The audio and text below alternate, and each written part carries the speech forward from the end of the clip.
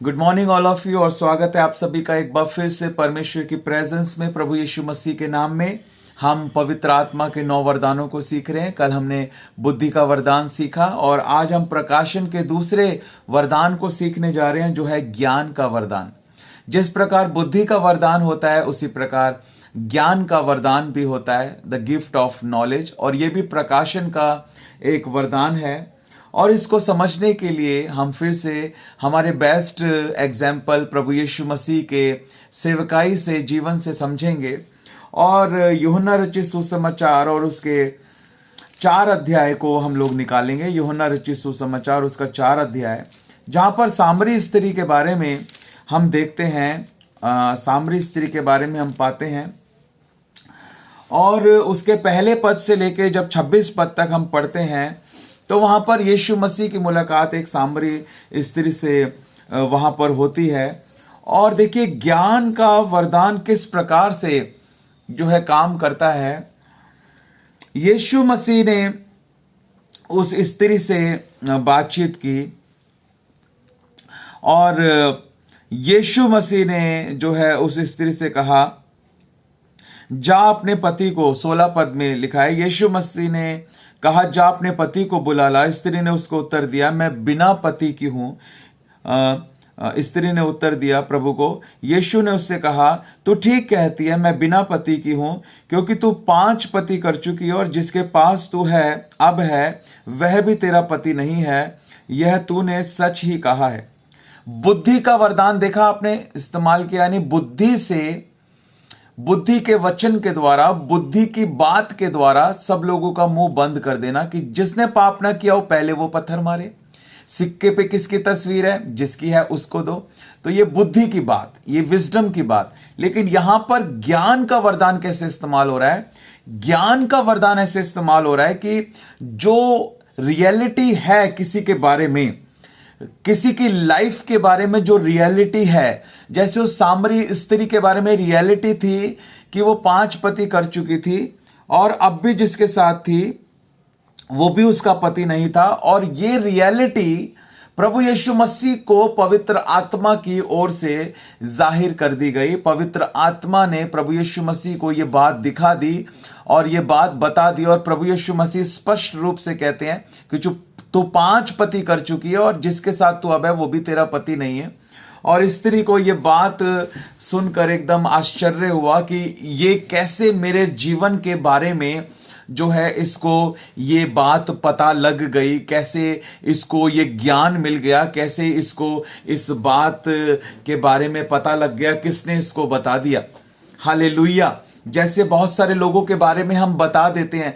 कई बार मैंने भी अपने जीवन में अनुभव किया है कि ऐसी परिस्थिति होती है कि जहां पर हम सोचते हैं कि अब हम क्या जवाब दें, लेकिन पवित्र आत्मा हमें सिखा देता है और बुद्धि का वरदान इस्तेमाल हमारे अंदर होता है और बुद्धि का वचन हमें पवित्र आत्मा की ओर से मिलता है। और जब हम उस बुद्धि के वचन को बोलते हैं तो लोगों के मुंह बंद हो जाते हैं और हम वहां से आसानी से खुशी खुशी निकल जाते हैं। और ज्ञान का जो वरदान है, ज्ञान का जो वचन है, वो जब हम इस्तेमाल करते हैं तो परमेश्वर किसी के बारे में हमको बता देते हैं कि उस दिन उस तारीख पे उसके साथ ऐसा हुआ था या उसने ऐसा किया था, या उसके जीवन में ये बात है या उसके जीवन में वो बात है। इसी को पवित्र आत्मा का ज्ञान का वरदान कहते हैं। और जब हम उन लोगों के बारे में, उनके जीवन के बारे में बता देते हैं तो क्या होता है, उन लोगों को आश्चर्य होता है कि ये परमेश्वर की ओर से ये परमेश्वर का दास बोल रहा है और पवित्र आत्मा दिखाता है, पवित्र आत्मा बताता है। और उसके बाद उनको आश्चर्य होता है, वो घुटने टेकते हैं, पश्चाताप करते हैं, मन फिराते हैं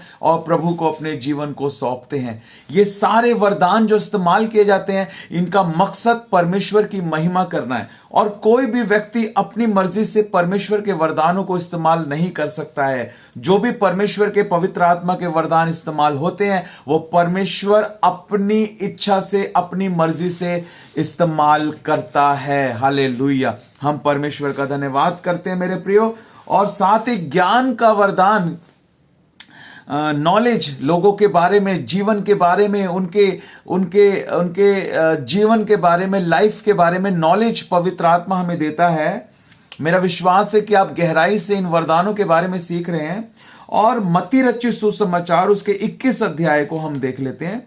मत्ती रचित सुसमाचार 21 अध्याय और उसके पहले पद से 9 पद तक जब हम देखते हैं तो वहां पर भी प्रभु यीशु मसीह जो है वो कहते हैं, अपने 2 चेलों को यह कहकर भेजते हैं कि सामने के गांव में जाओ और वहां पहुंचते ही एक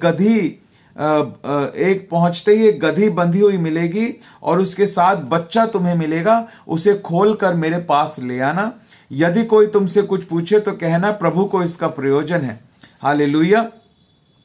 हम परमेश्वर का धन्यवाद करते हैं कि प्रभु को पता है कि पास के गांव में एक गधी है, एक गधी का बच्चा है, बंधा हुआ है और उसको वहां से खोल कर लेकर आना है। और उससे पूछेंगे कि भाई क्यों खोल कर ले जा रहे हो, तो वो कहना कि प्रभु को इसका प्रयोजन है। प्रभु को पता है, ज्ञान है, समझ रहे हैं, ज्ञान है कि कहां पर क्या चीज है, किसकी लाइफ में क्या हुआ, किसकी लाइफ में क्या हो रहा है, किसकी लाइफ में क्या होने जा रहा है।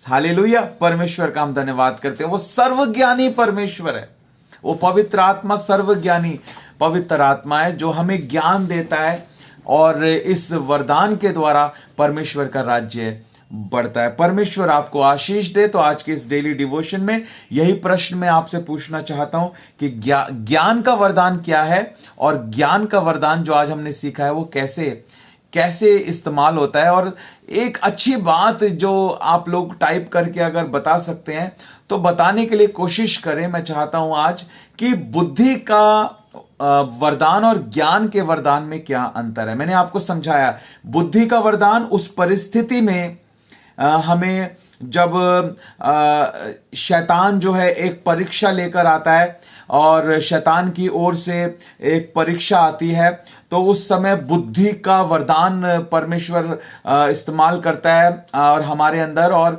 हम उस समय एक उचित जवाब दे पाते हैं, एक सटीक जवाब दे पाते हैं कि सबके मुंह जो है वो बंद हो जाते हैं और परमेश्वर का काम जो है वहां पूरा हो जाता है। और ज्ञान का वरदान किसी की लाइफ के बारे में, किसी जगह के बारे में नॉलेज होना, हालेलुया, दिखाना। परमेश्वर जो है उन बातों को दिखाता है, उन बातों को बताता है और जिसके द्वारा ये अचंभे के कामों के द्वारा, इन दर्शनों के द्वारा, इन बातों के द्वारा प्रभु का राज्य जो है वो बढ़ता है, प्रभु के नाम को महिमा जो है वो मिलती है। तो मैं चाहता हूं कि आप ये बताने की कोशिश करें कि बुद्धि के वरदान में और ज्ञान के वरदान में क्या अंतर है, क्या आपने सीखा है। गहराई से सीखें, मनन करें, इन पैसेजेस को पढ़ें। जरूर कमेंट कर YouTube पर इस वीडियो के नीचे आप अपने आंसर को दें। मैं कोशिश कर रहा हूं कि हम इन वरदानों को अच्छे से सीख पाएं। God bless you. परमेश्वर आपको आशीष दे।